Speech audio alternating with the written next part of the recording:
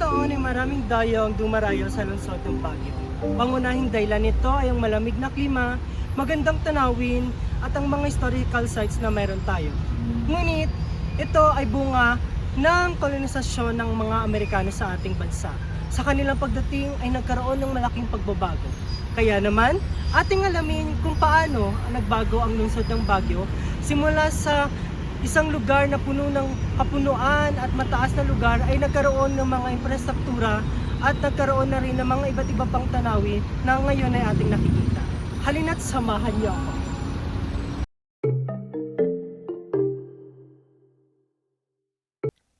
Ang Baguio ay matatagpuan sa isang lugar sa Cordillera at may mababang populasyon noong unang panahon. Ito ay puro puno at walang daraanan para makarating ng maayos dito. Ngunit sa pagdating ng mga mananakop katulad ng Amerikano sa Pilipinas, ay nagkaroon ng malaking pagbabago sa lugar ng Baguio. Makikita sa larawan ni Ronald C. Estoque na ang tatlong iba't ibang uri ng larawan ng Baguio. Ang unang larawan ay ang original landscape ng Baguio na kung saan wala pang urbanisasyong nangyari. Sa pangatlo at pangalawang larawan naman ay ang bunga ng urbanisasyon ng Baguio na kung saan marami na tayong makikitang infrastruktura at malaking pagbabago dito. Ang pagsakop sa atin ng Amerikano ay nadulot ng pagbabago sa buong bansa mula sa ekonomiya at infrastruktura natin dito. Ayon kay Morley, ang pagpapatayo ng mga building sa Luzon at lalo na sa Baguio noong 1905 ay bahagi ng American propaganda at kolonisasyon sa ating bansa.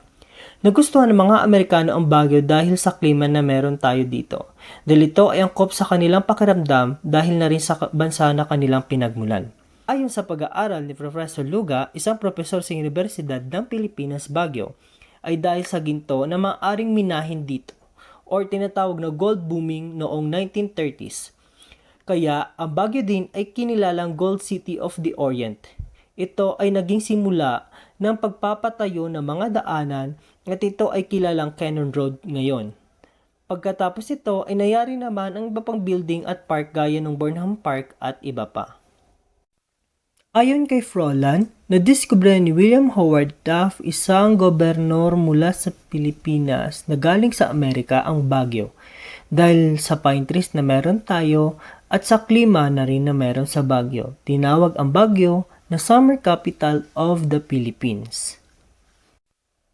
Kaya naman ipinadala si Daniel Burnham, isang arkitekto mula sa Amerika upang idisenyo ang mga ipinapatayong infrastruktura na gagawin sa Baguio. Si Daniel Burnham din ang nagdisenyo ng mga infrastruktura na ating makikita sa Manila at halimbawa na lamang nito ay ang National Museum. Bahagi ng plano ng mga Amerikano na gawing hill station ang Baguio dito sa bansa.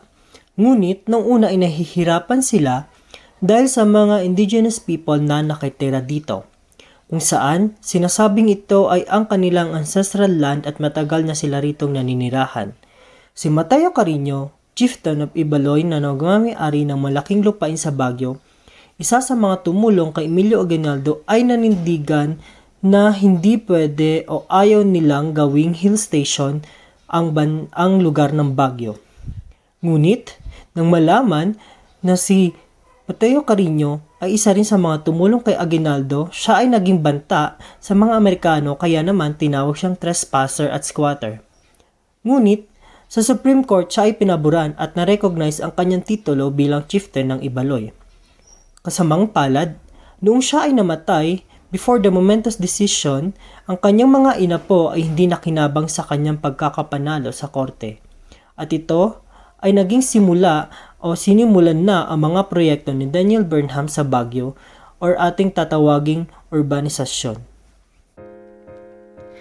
Kaya naman, ating alamin kung ano nga ba ang historical urbanization dito sa panahon ng mga Amerikano. Sa kanilang pananatili ay maraming nagbago at marami ring nangyari. Kaya naman, ano ito?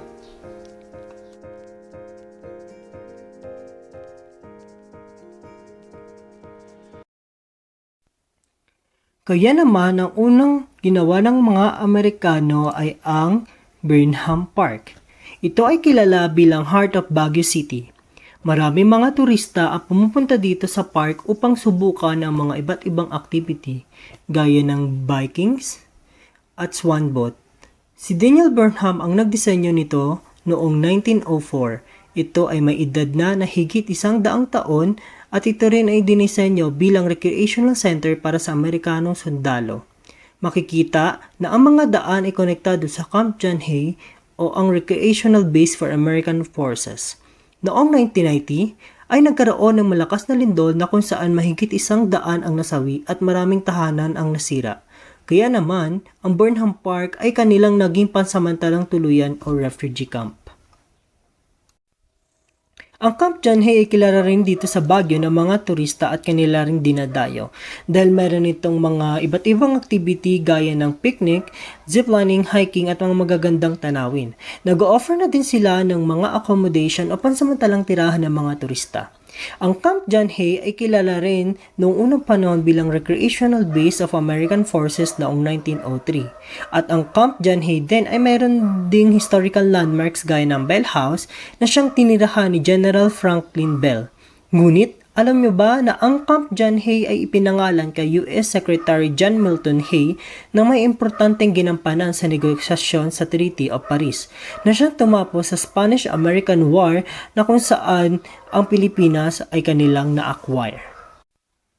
Bukod sa Burnham Park, meron ding isang parke dito sa Baguio. Ito naman ay ang Wright Park. Isa rito sa mga dinadayo ng mga turista at ang pinakilalang activity dito ay ang horseback riding. Ito ay matatagpuan malapit sa The Mansion and Teachers Camp.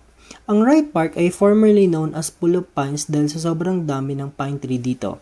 At ito ay ipinangalan kay Governor Luke Edward Wright, who served as the Governor General sa Pilipinas ng isang taon, simula 1904 to 1905. Siya ang nagsabi kay Daniel Burnham na i-develop ang Baguio para sa mga sundalong Amerikano upang magkaroon ng recreational facilities and leisure parks. Halina't pag-usapan naman natin ang isa sa mga mahahalagang historical landmarks dito sa Baguio, which is ang Session Road. Dito ay matatagpuan ang iba't ibang mga kainan at industry sa Baguio.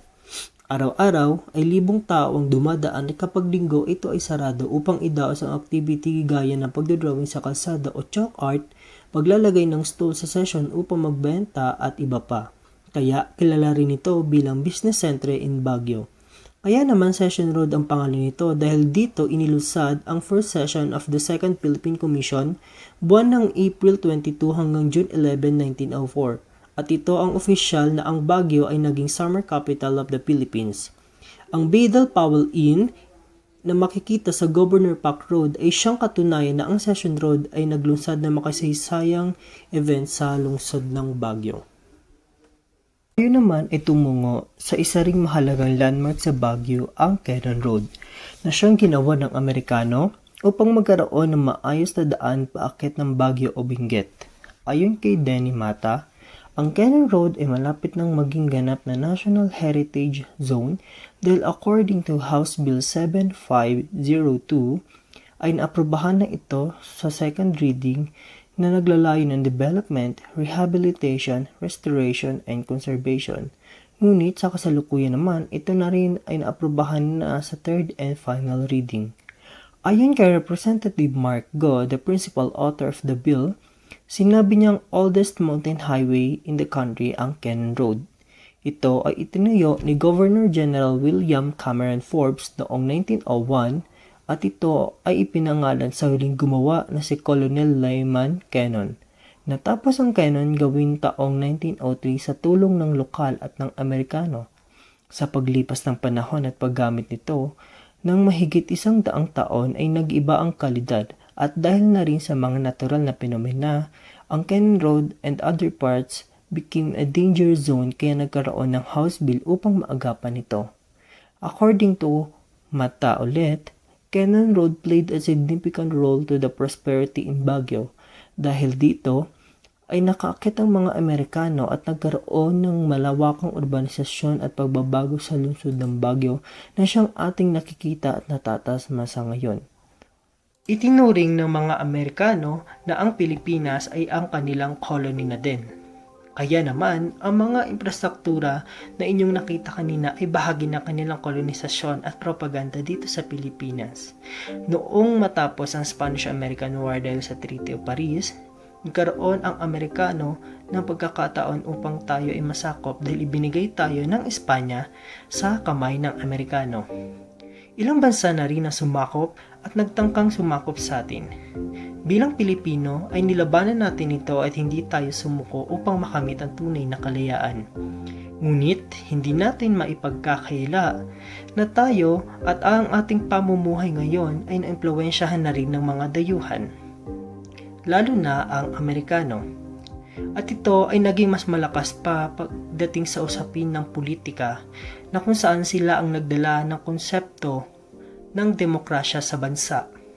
Ang kanilang iniwan sa atin ay ating pinapakinabangan sa kasalukuyan. Kaya naman, nais kong iwan ang dalawang tanong bago matapos ito. Una, sa inyong palagay, naging mabuti ba ang ginawang pagbabago ng Amerikano sa ating bansa? At pangalawa naman, masasabi mo bang tayo ay naging tunay na malaya sa kamay ng Amerikano ngayon? Bilang pagtatapos, nais kong sabihin na importanteng malaman ang kahalagahan ng pag-aaral sa kasaysayan. Masaya at maganda ito sa atin upang atin pang mas mapalawak ang ating kaalaman sa mga bagay. Ang kasaysayan ay istoryang mahalaga na hindi dapat kalimutan at baliwalain. Ayon niya kay David McCullough, history is a guide to a navigation in perilous times. History is who we are and why we are the way we are.